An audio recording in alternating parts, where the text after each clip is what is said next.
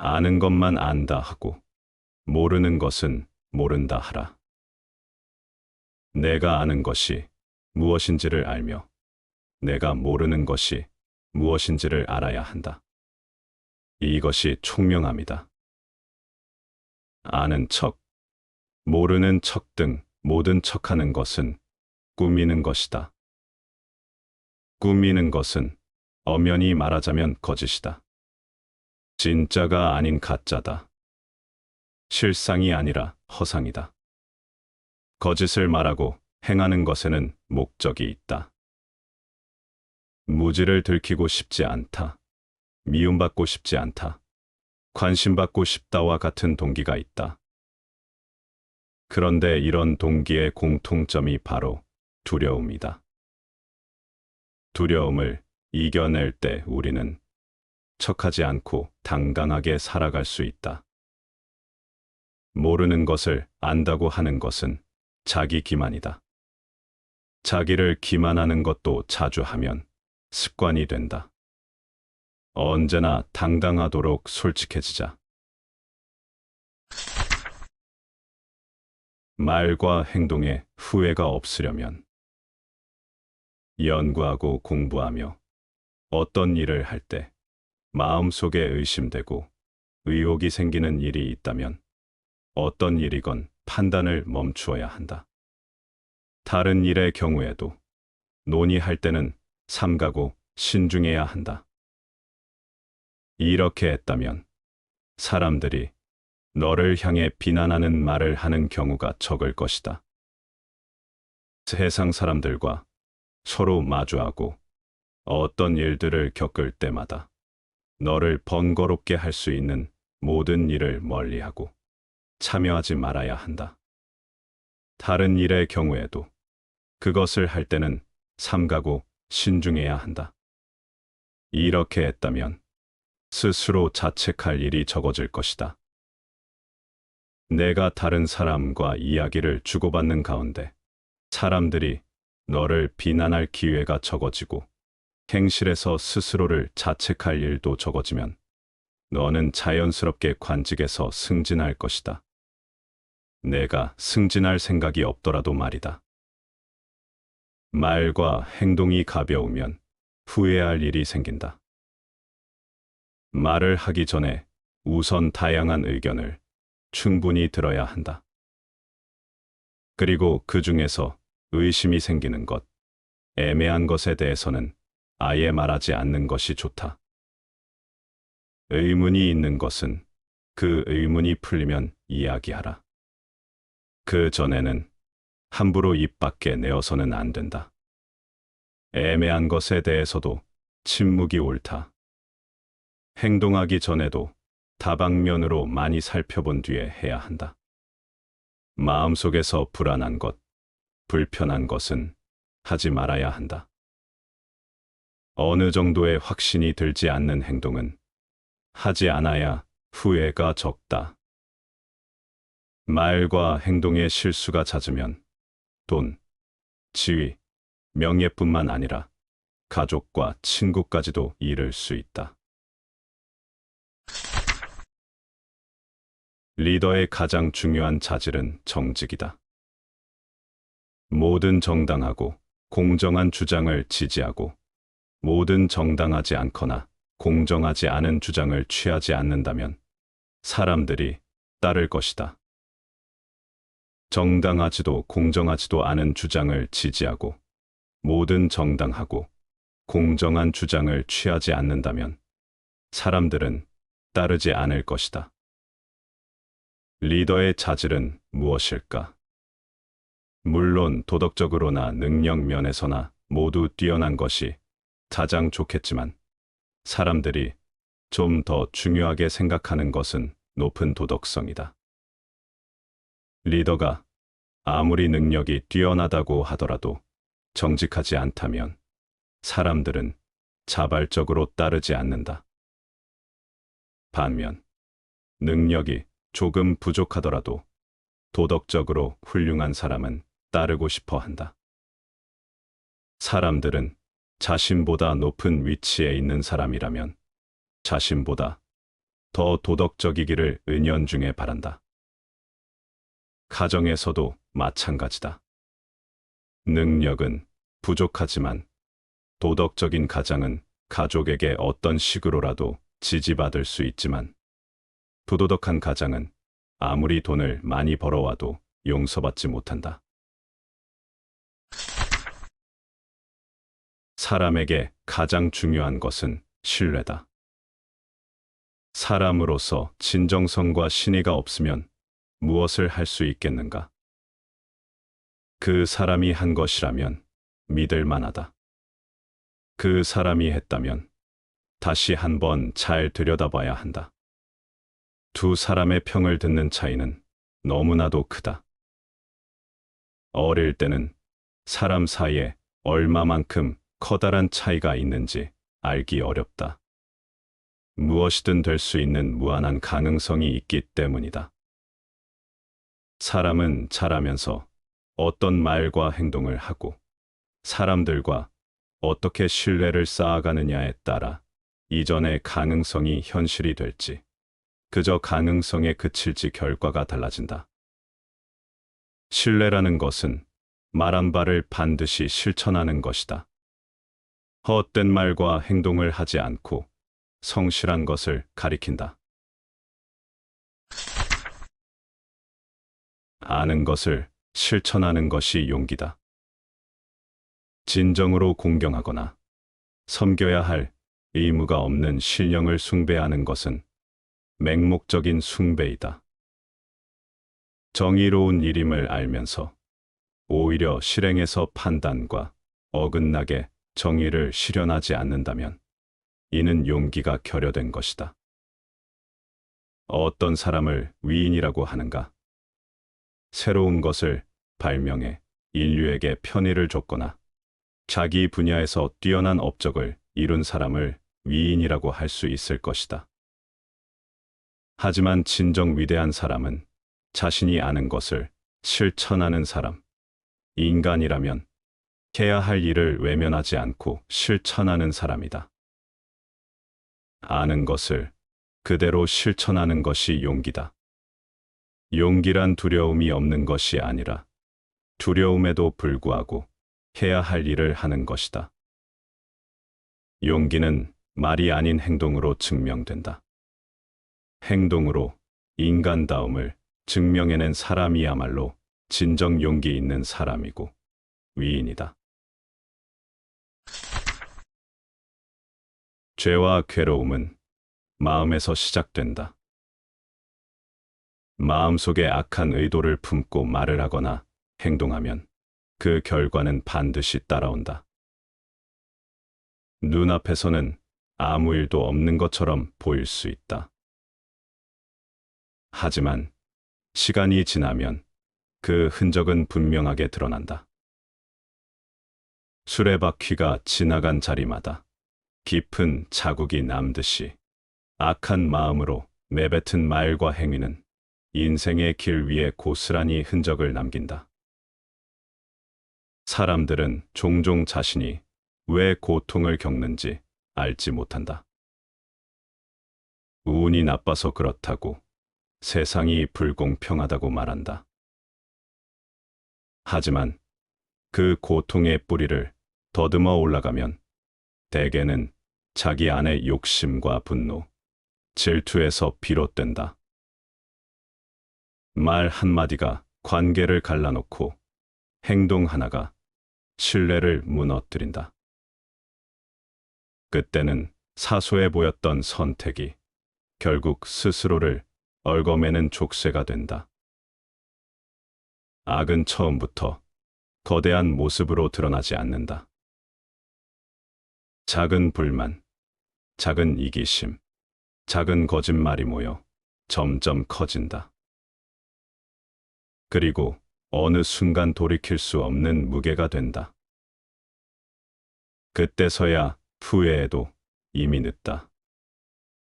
수레가 지나간 자국을 다시 되돌릴 수 없듯이 잘못된 행위가 남긴 자국은 쉽게 지워지지 않는다. 그러니 삶을 바로 세우려면 마음을 살피는 일부터 시작해야 한다. 남을 이기려는 마음, 더 가지려는 마음, 인정받고 싶은 마음이 일으키는 불안을 알아차려야 한다. 그 순간 멈추지 않으면 그 불안은 결국 남을 해치고 나를 해치는 행동으로 이어진다. 작은 악을 대수롭지 않게 넘기는 순간 큰 고통의 씨앗을 스스로 뿌리는 셈이다. 삶의 괴로움은 바깥에서 오는 듯 보이지만 실제로는 내 마음에서 자라난다. 그렇기에 괴로움을 줄이고 싶다면 먼저 마음을 곧게 해야 한다. 악한 생각이 머무를 틈을 주지 말아야 한다. 선한 의도와 바른 말, 바른 행동을 쌓아가야 한다. 그래야만 뒤따르는 자국 또한 맑고 단단해진다. 흔적을 남길 인생은 길다. 그 길에는 수많은 발자국과 수레바퀴의 흔적이 남는다. 그 흔적이 괴로움의 무늬가 될지, 평안의 무늬가 될지는 전적으로 내가 오늘 품은 마음에 달려 있다. 악을 품으면 괴로움이 따라오고, 선을 품으면 평안이 따라온다. 선택은 결국 내 몫이다. 탐욕을 놓을 때 비로소 자유가 온다. 법구경에 이르기를 탐욕에서 근심이 생기고 탐욕에서 두려움이 생긴다. 탐욕에서 벗어나면 무엇이 근심이며 무엇이 두려움이랴. 탐욕은 언제나 마음의 무게로 시작된다. 갖지 못한 것을 바라보는 순간 결핍이 생기고 그 결핍이 곧 근심이 된다. 더 가지려는 마음은 채워질 수 없기에 끝없는 불안을 불러온다. 오늘 만족하지 못하면 내일도 부족할 것이고 내일을 얻어도 모레는 또 허전하다. 탐욕이란 스스로 채워지지 않는 그릇을 안고 사는 것과 같다.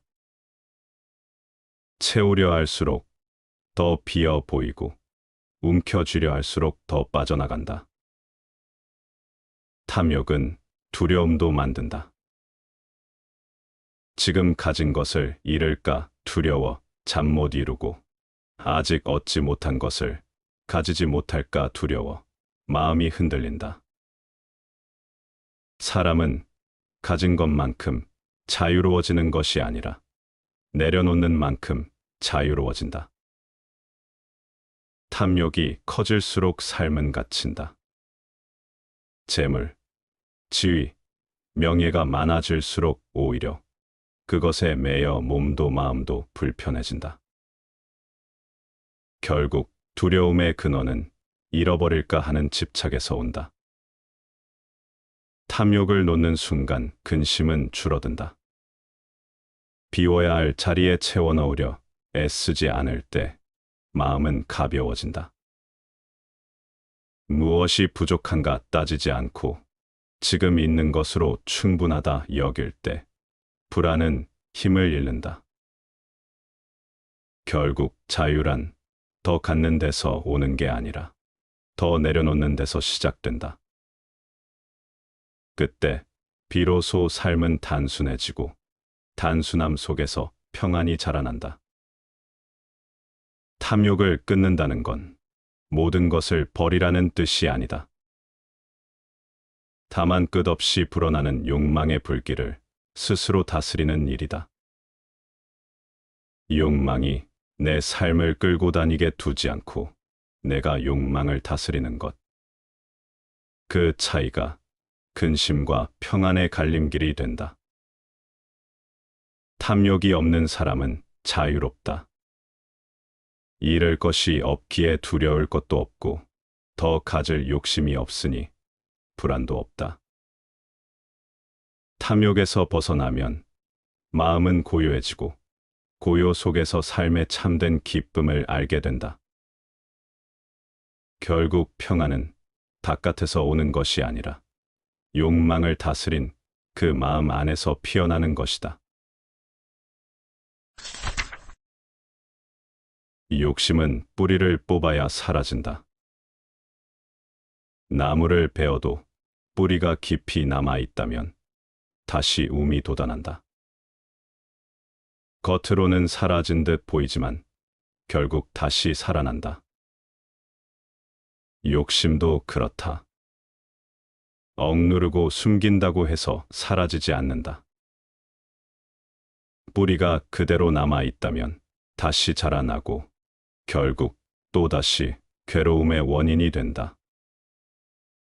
사람들은 욕심을 다스린다고 하면서도 사실은 가지와 잎만 잘라낸다. 당장의 욕망을 참아낸 것 같지만 근본은 건드리지 못한다. 그래서 시간이 지나면 더 크게 자라 돌아온다.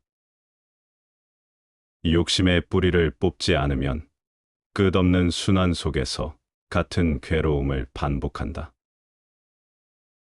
욕심은 단순히 더 갖고 싶은 마음만이 아니다. 인정받고 싶은 마음, 비교하며 불안해하는 마음, 끝없이 채우려는 마음 모두가 욕심이다. 그것이 조금이라도 남아있으면 결국 마음을 흔든다. 작은 불씨가 꺼지지 않으면 언젠가 다시 불길이 번지듯 욕심도 기회에 만나면 다시 타오른다. 그래서 진짜 다스림은 겉을 자르는 게 아니라 뿌리를 뽑는 것이다. 내 안을 직시하고 왜 그 욕심을 붙들고 있는지 끝까지 파헤쳐야 한다. 그것이 두려움 때문인지, 허영 때문인지, 불안 때문인지 알아야만 끊어낼 수 있다. 뿌리를 알지 못하면 평생 가지를 자르며 괴로움에서 벗어나지 못한다. 살면서 가장 무거운 짐은 가진 것이 아니라 욕심이다. 그 욕심을 내려놓아야 마음이 비워지고 비워져야 비로소 자유로워진다. 뿌리를 그대로 둔 채 위안을 삼지 마라.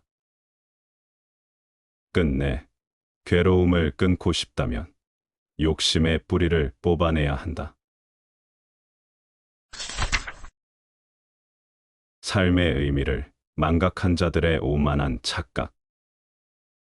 인간이 삶을 살아가는 데 있어 존재의 의미를 탐구하지 않는 것은 불가능에 가깝다.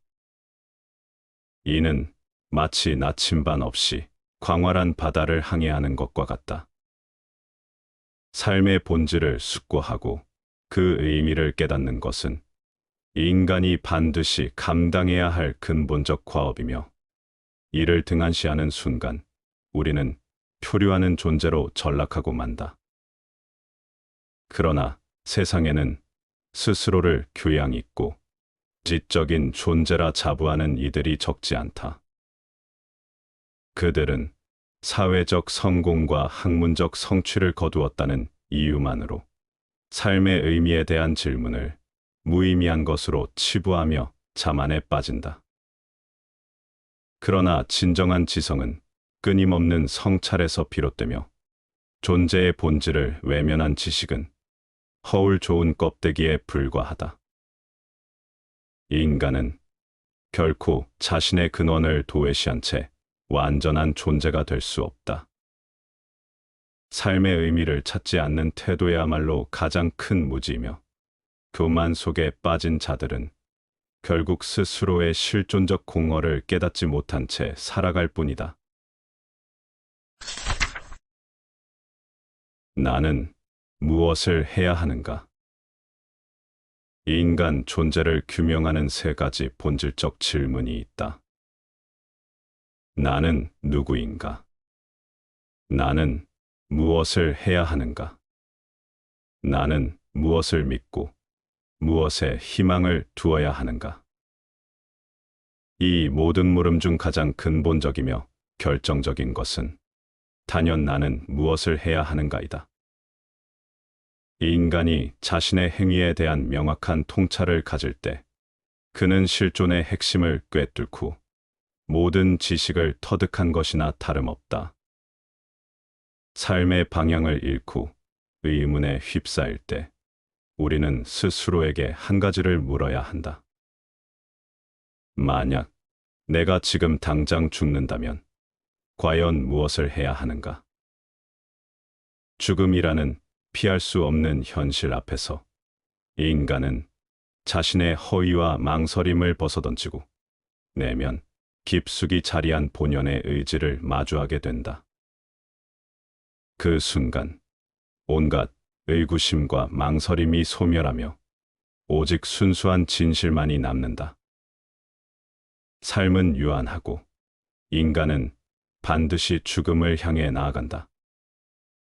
그러므로 해야 할 일을 미루거나 방황하는 것은 무지며 나태일 뿐이다.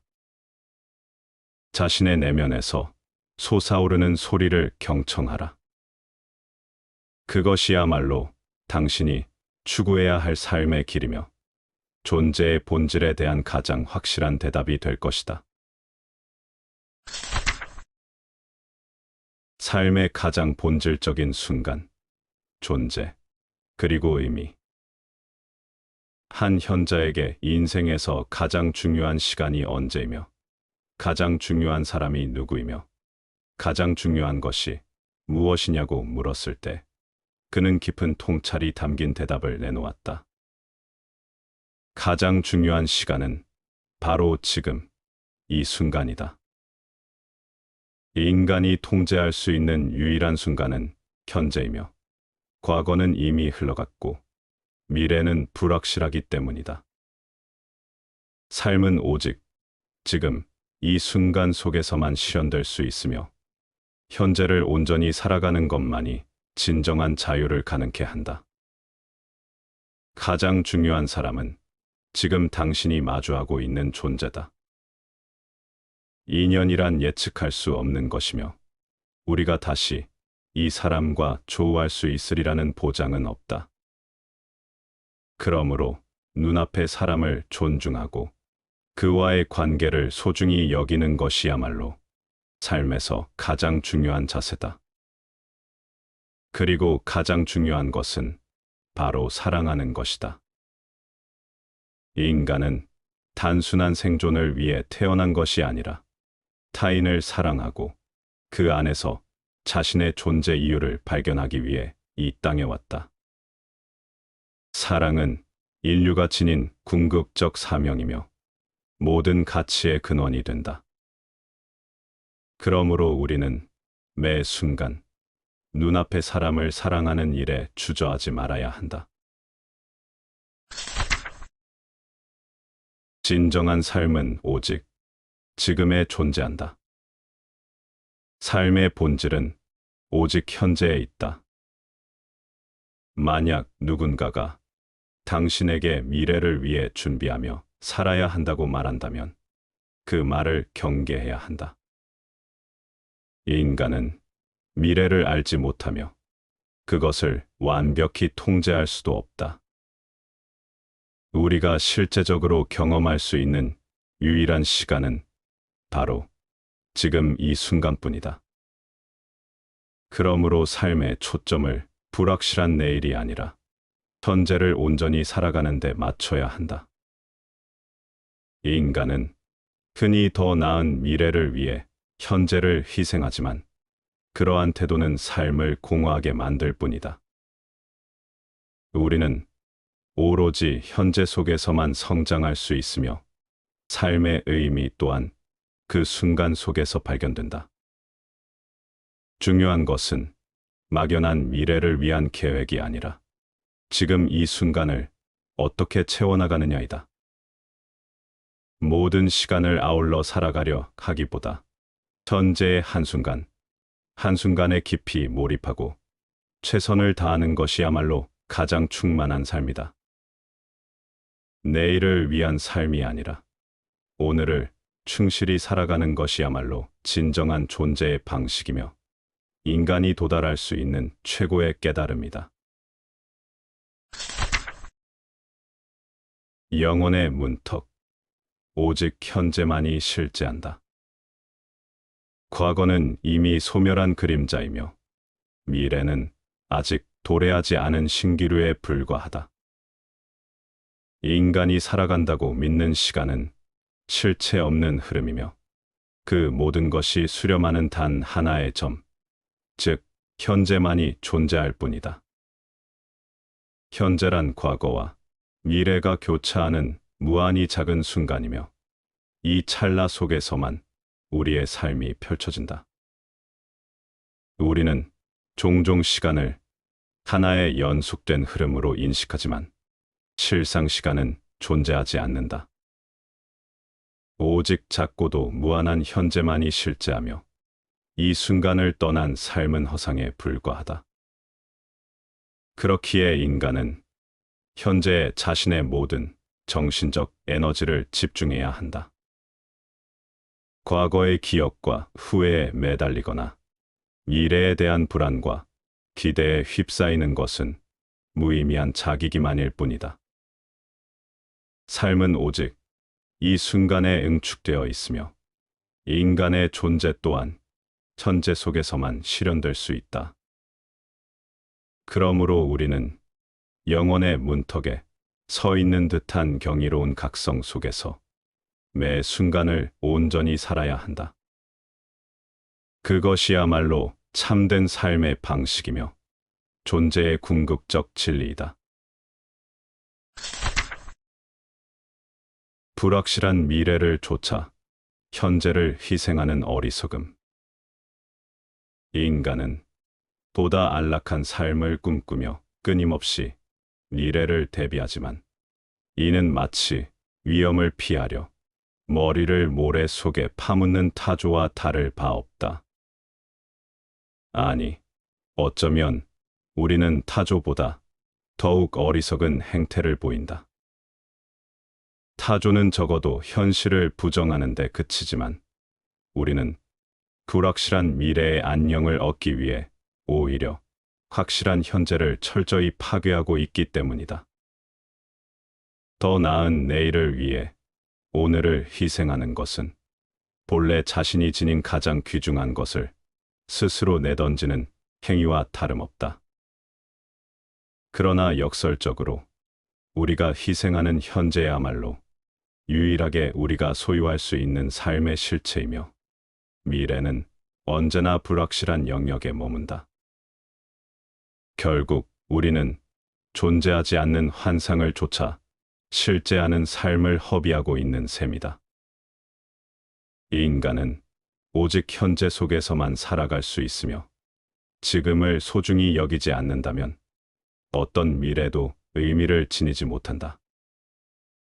그러므로 우리는 허망한 기대 속에서 오늘을 낭비하는 것이 아니라 현재의 순간을 충만하게 가꾸는 데 집중해야 한다. 마음이 불안한 이유. 우리가 만족할 줄 모르고 마음이 불안한 이유는 단순하지 않다. 그 불안은 어쩌면 세상과의 조화가 깨어졌다는 신호일지도 모른다. 겉으로는 아무 문제 없어 보여도 내면 깊은 곳에서 끊임없이 흔들린다면 그것은 내가 살고 있는 이 세계와 어딘가 어긋나 있다는 증거다. 사람은 혼자 살아가는 존재가 아니다. 우리는 저마다 독립된 개체처럼 보이지만 실상은 주위의 모든 것과 긴밀하게 연결된 하나의 일부일 뿐이다. 세상이 따로 있고 내가 따로 있는 것이 아니라 우리는 처음부터 이 세계의 한 조각이었다. 이런 진실을 외면한 채 자신만의 욕망에 몰두하고 세상과의 관계를 끊어낸다면 결국 고립감과 불안이 따라온다. 만족을 모르는 마음은 세상과 불화하고 있다는 마음의 증상이다. 법정 스님은 말한다. 사회란 결코 추상적인 개념이 아니다. 그 사회를 구성하는 것은 바로 나와 당신, 살아 숨쉬는 구체적인 존재들이다. 따라서 내가 어떤 방식으로 존재하느냐에 따라 사회도 세상도 달라진다. 내 안의 갈등은 결국 세상 안의 갈등으로 연결된다. 혈연이든 혈연이 아니든 우리는 관계 속에서 살아간다. 보이든 보이지 않든 우리 삶은 타인과 얽히고 설켜 있다. 그 관계 안에서 조화를 이루지 못하면 내 마음은 불편하고 세상도 낯설어진다. 삶이란 결국 조화를 회복하는 과정이다. 자연과 사람과 나 자신과 조화를 이루는 법을 다시 배우는 일이다. 이 단순한 이치를 받아들이는 순간, 불안은 조금씩 제자리를 찾기 시작한다. 우리는 세상의 일부다. 이 진실을 잊지 않을 때, 비로소 마음이 고요해지고 삶이 단단해진다. 돌아가시다에 담긴 깊은 뜻. 우리는 어른의 죽음을 말할 때 단순히 죽었다고 하지 않는다. 돌아가셨다고 한다. 이 말은 단절이 아니라 어디론가 다시 간다는 의미다. 하나의 여정이 끝나고 또 다른 여정이 시작된다는 것을 조용히 그러나 깊이 품은 말이다. 그 표현 속에는 이 세상과의 인연이 끊어졌다는 선언이 아니라 저 세상에서 새로운 인연으로 다시 이어진다는 믿음이 담겨 있다. 떠난 것이 아니라 돌아간 것이다. 우리가 알 수 없는 곳, 그러나 언젠가는 모두가 닿게 될 그 자리로 불교에서는 이를 윤회라 한다. 삶과 죽음이 하나의 선상에서 이어지는 개념이다.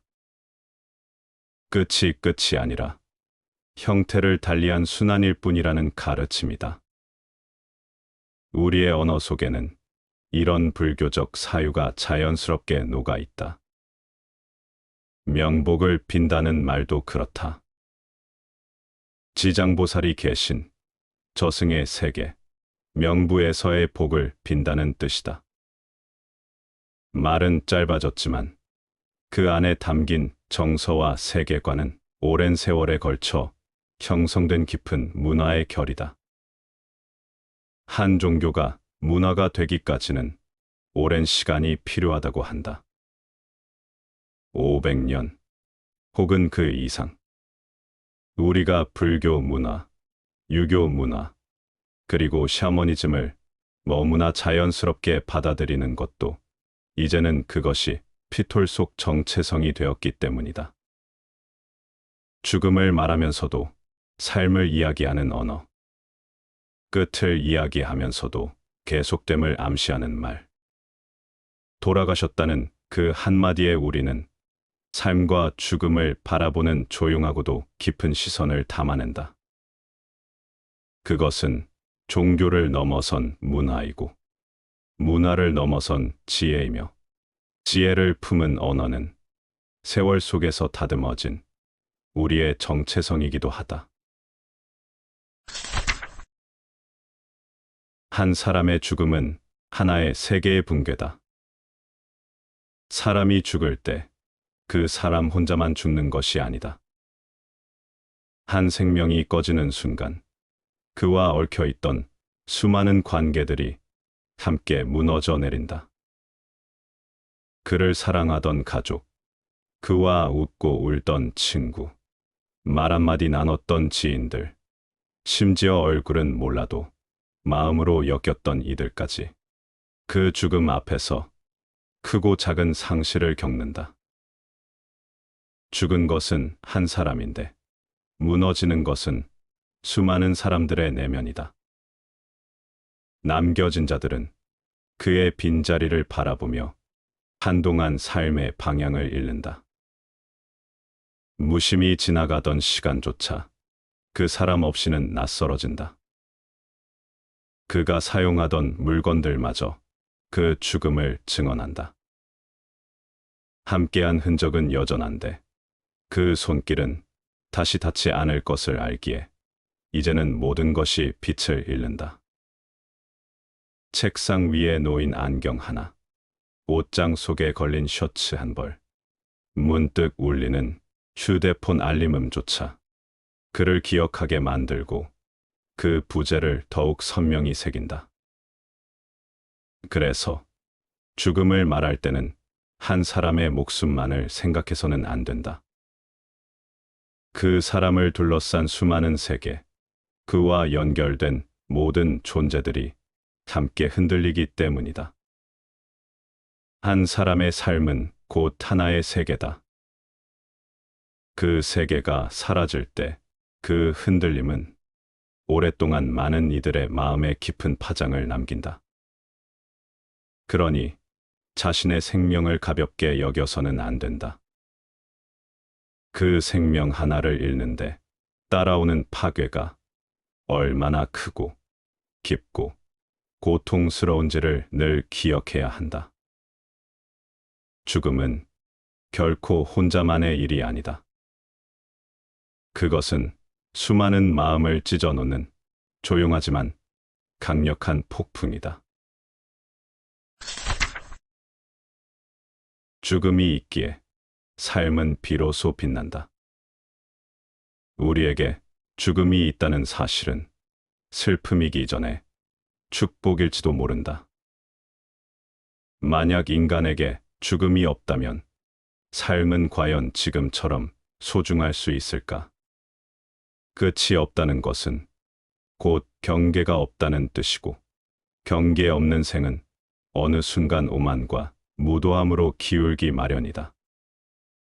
죽음은 인간의 오만함을 다스리는 마지막 질서다.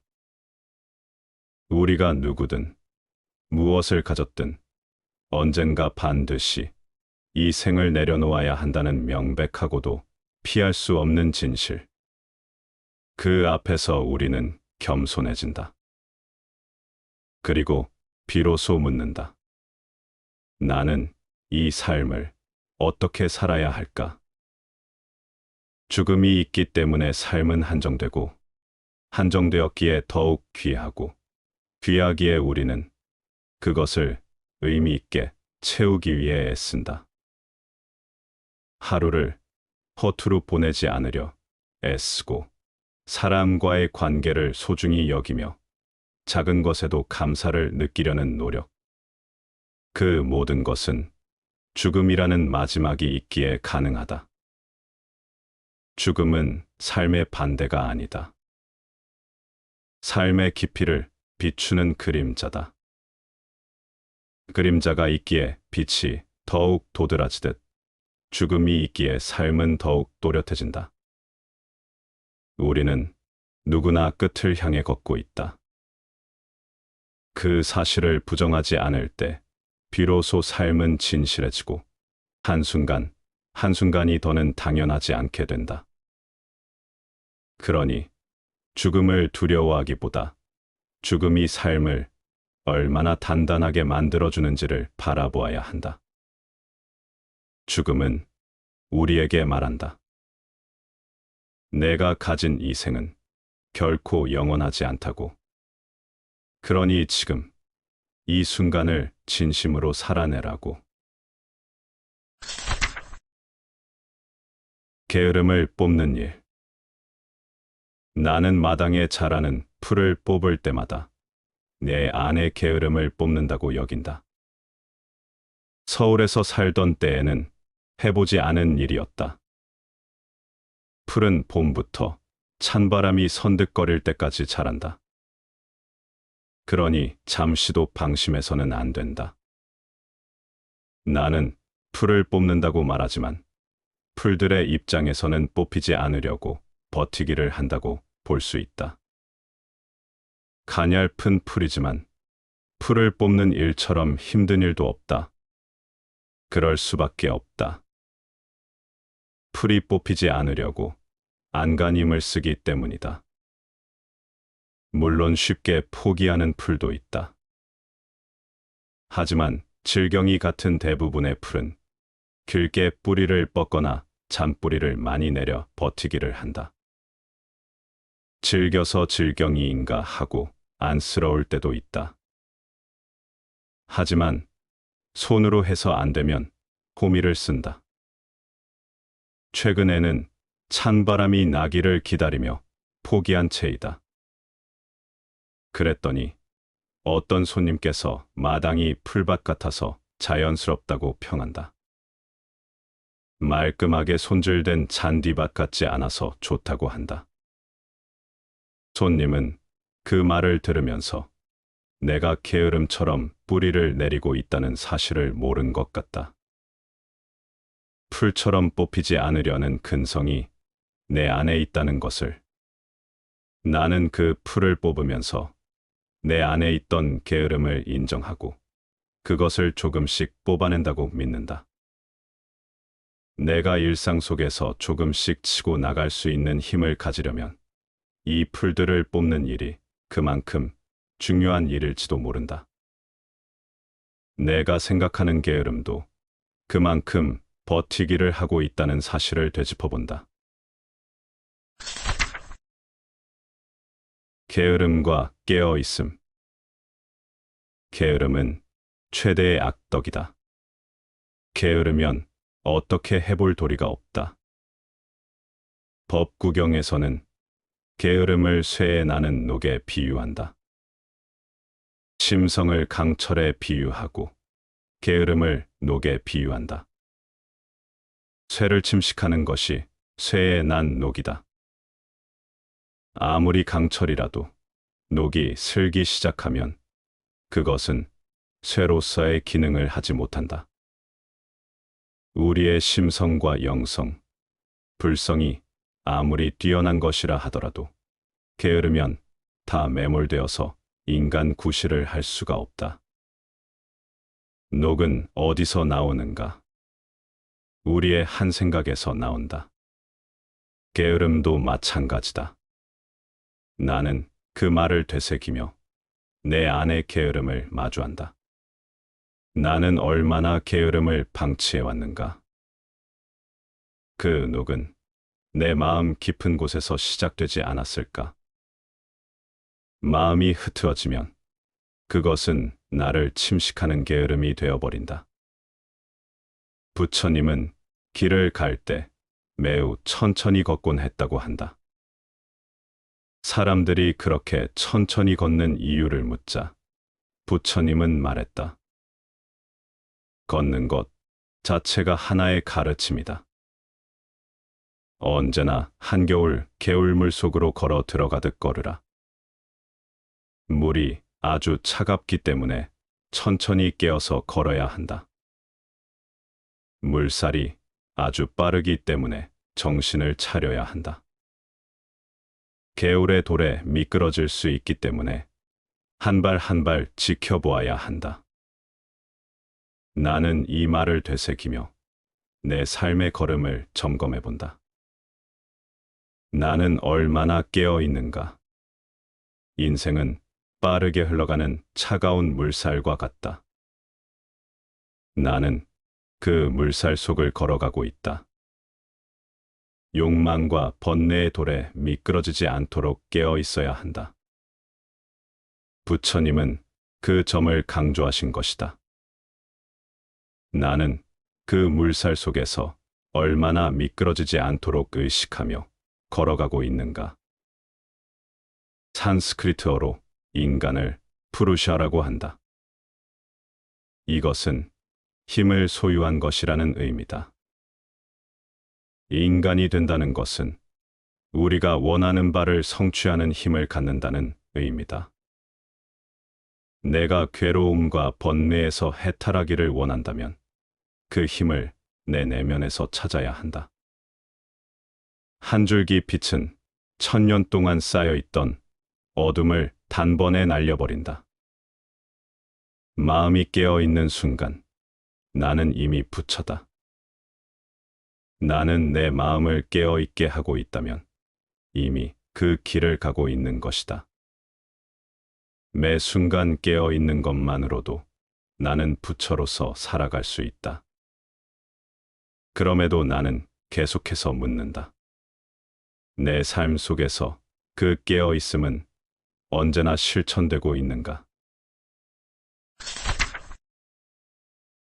탐욕을 멈출 수는 없는가? 청빈의 덕을 쌓는다는 건 단순히 덜 가지는 일이 아니다. 그것은 스스로 만족할 줄 아는 마음을 기르는 일이다. 간디는 말했다.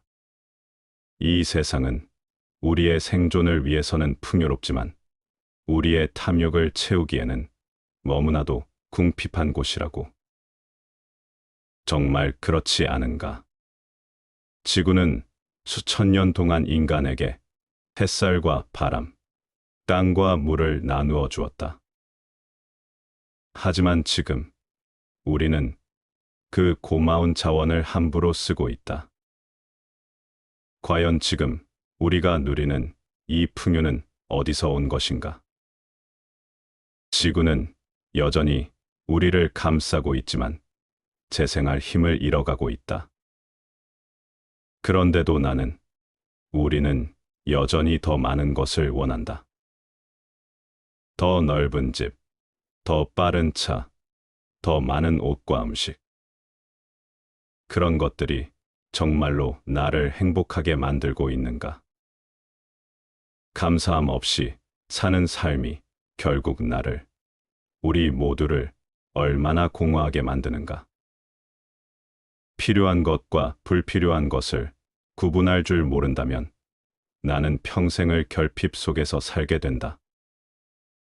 불필요한 것으로부터 자유로워질 때 비로소 행복은 시작된다. 지금 내 삶에 진짜 필요한 건 더 많은 소비가 아니라 스스로 만족할 줄 아는 지혜이다. 옛사람은 말했다. 위를 보면 부족하고 아래를 보면 남는다고. 이 단순한 말이 왜 이렇게 마음을 찌르는가? 나는 지금 어디를 바라보며 살고 있는가?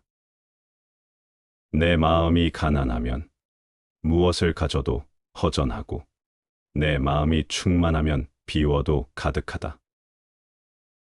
나는 지금 감사하며 살고 있는가? 지구를 위한 기도를 드려본 적 있는가?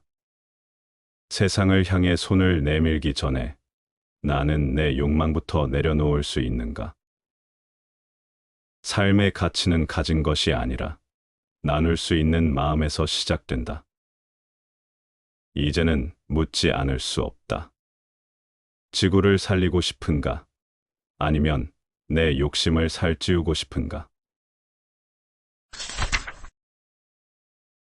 책을 읽되 책에 얽매이지 마라. 책은 사람을 키운다. 그러나 책에 사로잡히면 오히려 스스로의 눈을 가리게 된다. 책을 가까이 하면서도 그 책으로부터는 자유로워져야 한다. 아무리 훌륭한 책이라도 거기에만 머물면 생각이 굳는다. 책을 많이 읽었음에도 불구하고 막혀 있는 사람들을 보면 책을 통해 세상을 본 것이 아니라 책 속에서 자신을 가둔 것이다. 책은 도구이다. 길을 밝히는 등불이다. 그 등불에 이끌리되 내가 걸어갈 길을 잊지 말아야 한다. 책에 읽히지 말고 책을 읽을 줄 알아야 한다. 좋은 책은 영혼의 불을 켠다. 생각의 깊이를 더해주고 말과 행동을 다듬어준다. 그러나 책이 전부인 줄 안다면 오히려 시야가 좁아진다. 책을 통해 자신을 잃을 수 있을 때 뒤로서 열린 세상도 함께할 수 있다. 깨어 있고자 한다면 끊임없이 배우고 탐구해야 한다. 독서는 누구나 시작할 수 있는 탐구의 지름길이다. 멈추면 굳는다. 생각을 멈추면 삶이 굳고, 삶이 굳으면 생기와 탄력을 잃는다. 배움을 멈춘다는 건 삶을 내던지는 것과 같다. 옛 선인들은 고전을 통해 인간을 배웠다. 책 속에서 자신을 다듬고 스스로를 수양한 후에야 세상 일에 참여했다. 내 마음과 행실을 바르게 하도록 심신을 닦는 공부. 그것이 진짜 독서였다. 단지 많이 읽는 것이 아니라 깊이 읽고 살아내는 것이었다. 책은 거울이고 등불이며 스승이다. 그러나 그 모든 것을 나의 눈과 마음으로 다시 되새겨야 비로소 책이 나를 비추는 진짜 빛이 된다. 돈이 아니라 인간이다. 경제가 어렵다는 말을 입에 달고 산다.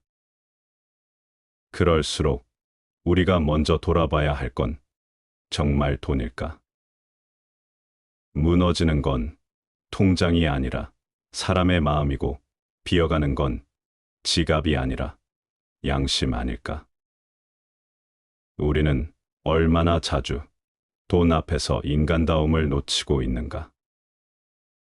언제부턴가 돈 몇 푼에 사람의 생명이 가벼워졌다. 전통적인 가치, 윤리적 기준, 도덕이라는 말조차 이제는 낡은 개념처럼 밀려나고 있다. 물건을 쉽게 쓰고 쉽게 버리는 이 시대의 습관은 물건만 낭비하는 것이 아니라 우리 안에 고요히 살아있던 덕성까지 쓸어버리고 있다. 나는 지금 어떤 기준으로 살고 있는가? 무엇을 지키며 무엇을 잃고 있는가? 이제는 새롭게 가난의 덕을 배워야 할 때다. 누구나 피하고 싶어 하는 가난이 사실은 삶을 되돌아보게 하는 거울일 수 있다. 수도자의 삶이 왜 가난에서 시작되는지 그 뜻을 새겨본 적이 있는가? 스스로 절제한 가난, 청비는 결핍이 아니라 선택이다. 무엇이 진짜 필요하고 무엇이 나를 병들게 했는지 맑은 눈으로 바라보게 한다.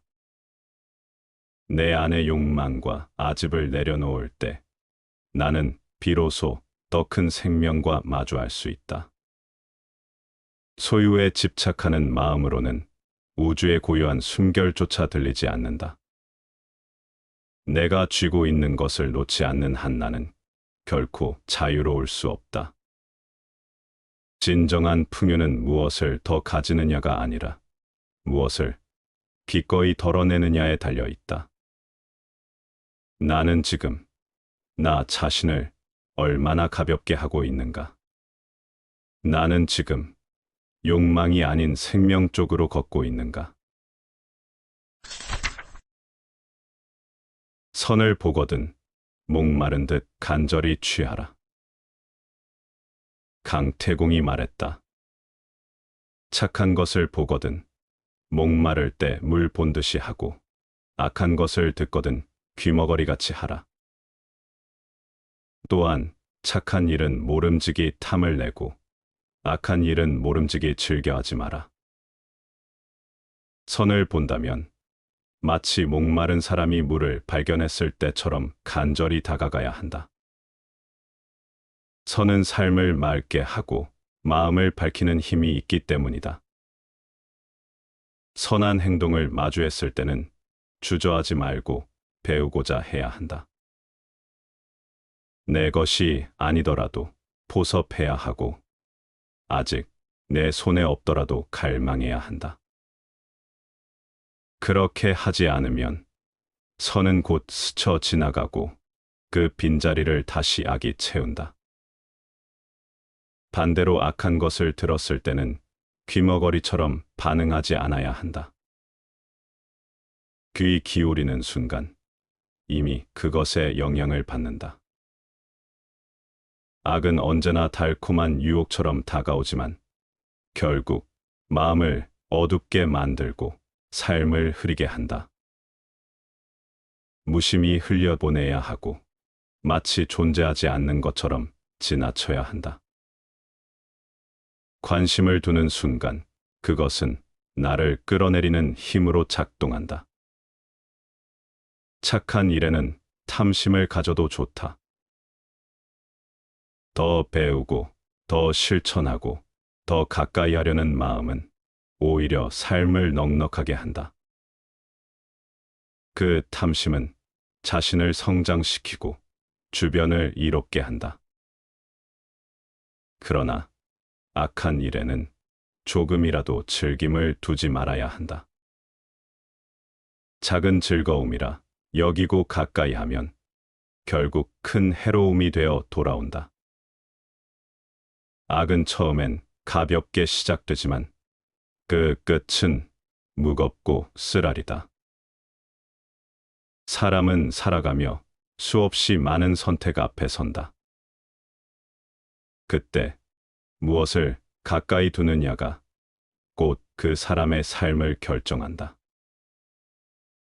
선을 향한 갈증은 마음을 높이고 악을 향한 무심함은 삶을 지킨다. 나 자신이 어떤 것에 눈길을 주고 어떤 것에 귀를 기울이는지가 곧 내 인생의 방향이 된다. 인생은 거대한 결심보다 작은 선택의 누적에서 갈라진다. 순간의 반응, 작은 태도 하나가 쌓여서 결국 한 사람의 품격을 만든다. 그러니 선을 마주할 때는 목마른 듯 간절히 취하고 악을 마주할 때는 귀머거리처럼 무심히 지나가라. 그것이 오래도록 자신을 지키는 길이다. 깊이를 가질 때 삶은 열매를 맺는다. 강물이 흐르려면 근원이 깊어야 한다. 근원이 얕으면 흐름은 곧 마르고 생명은 사라진다. 물이 흘러야 물고기가 살고 뿌리가 깊어야 나무가 자란다. 나무가 자라야 열매가 맺히듯 모든 것은 보이지 않는 기초 위에 세워진다. 사람의 삶도 다르지 않다. 겉으로 보이는 성취와 화려한 결과는 단단한 뿌리에서 비롯된다. 지식이든 인격이든 경험이든 모두 뿌리를 깊게 내릴 때 비로소 자라난다. 뿌리가 얕으면 작은 바람에도 흔들리고 가뭄에도 금세 시든다. 그러나 깊이 내린 뿌리는 어떠한 시련에도 버티고 마침내 열매를 맺는다. 많은 사람이 열매만을 바라본다. 성과와 결과만을 좇는다. 그러나 그것은 마지막에 오는 결실일 뿐이다. 열매를 얻고 싶다면 먼저 뿌리를 돌아봐야 한다. 내가 무엇을 쌓고 있는지, 어떤 토양에 나를 내리고 있는지를 살펴야 한다. 뿌리가 빈약한데 열매를 바라는 것은 허상이다. 깊다는 것은 시간이 필요하다는 뜻이다. 단숨에 이룰 수 없고 반복된 노력과 인내가 필요하다. 근원은 하루아침에 깊어지지 않는다. 강물이 흐르듯 꾸준히 이어져야 하고 나무가 자라듯 묵묵히 쌓여야 한다. 그것을 견디는 사람이 결국 열매를 얻는다. 삶에서 중요한 것은 언제나 보이지 않는 자리다. 남에게 드러나지 않는 시간, 혼자 견디는 과정, 쉽게 보이지 않는 수고가 결국 삶의 결실을 만든다. 그러니 조급해할 필요는 없다. 지금은 근원을 깊게 하고 뿌리를 단단히 내리는 시기일 수 있다. 그것이 결국 흔들리지 않는 삶을 만든다. 깊이를 갖춘 사람만이 오래 흘러가고 끝내 열매를 남긴다. 얕은 흐름은 금세 말라버리지만 깊은 강은 멀리까지 이어진다. 인생 또한 같으니 근원을 깊게 하라. 그 속에서 삶은 흐르고 마침내 열매로 이어진다. 준비된 자에게만 평안이 머문다. 해와 달이 아무리 밝다고 해도 엎어놓은 소래기 밑은 비추지 못한다. 가장 날카로운 칼날도 죄 없는 사람을 베지 못한다. 세상에는 눈에 보이지 않는 한계가 있고 아무리 강력한 힘이라도 준비되지 않은 곳에는 닿지 않는다.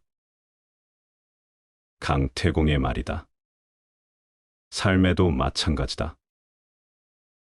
불의의 재앙과 뜻밖의 어려움은 조심하고 대비하는 집에는 들어올 수 없다. 대비하지 않으면 작은 위기조차 큰 피해로 이어지고 무방비 상태에서는 사소한 흔들림조차 큰 균열을 만든다. 대비란 단순히 두려움 속에 숨는 것이 아니라 사소한 틈과 약점을 점검하고 삶의 기초를 다지는 일이다. 사람은 자신의 안전과 평안을 외부의 힘에 맡기면서도 정작 스스로 준비하는 일에는 게으르다. 세상은 언제나 예측할 수 없는 사건으로 가득하다. 그러나 준비된 마음과 정돈된 삶의 구조를 갖춘 사람에게는 재앙도 쉽게 스며들지 못한다. 그것은 방어가 아니라 스스로를 지키는 능력이다. 준비는 단순히 물리적 안전만을 뜻하지 않는다. 마음과 판단, 지식과 인간관계의 대비까지 포함된다. 갑작스러운 위기 속에서도 침착하게 대처하고 올바른 선택을 하며 흔들리지 않는 근간을 갖춘 사람만이 진정한 평안을 얻는다. 준비되지 않은 자는 작은 충격에도 무너지고 순간의 흔들림이 삶 전체를 흔든다. 해와 달이 비추지 못하는 곳, 칼날이 닿지 못하는 곳처럼 삶의 어려움도 준비된 자에게는 피해를 주지 못한다. 그러니 눈에 보이는 위험보다 보이지 않는 허점을 점검하라. 작은 대비가 큰 재앙을 막는다. 준비된 삶만이 흔들리지 않고 평안을 누릴 수 있다. 세상은 언제나 불확실하지만 준비된 자에게는 흔들림이 적다. 대비하고 점검하며 자신의 내외부를 튼튼히 하라. 그것이 바로 삶에서 평안과 안전을 지키는 길이다.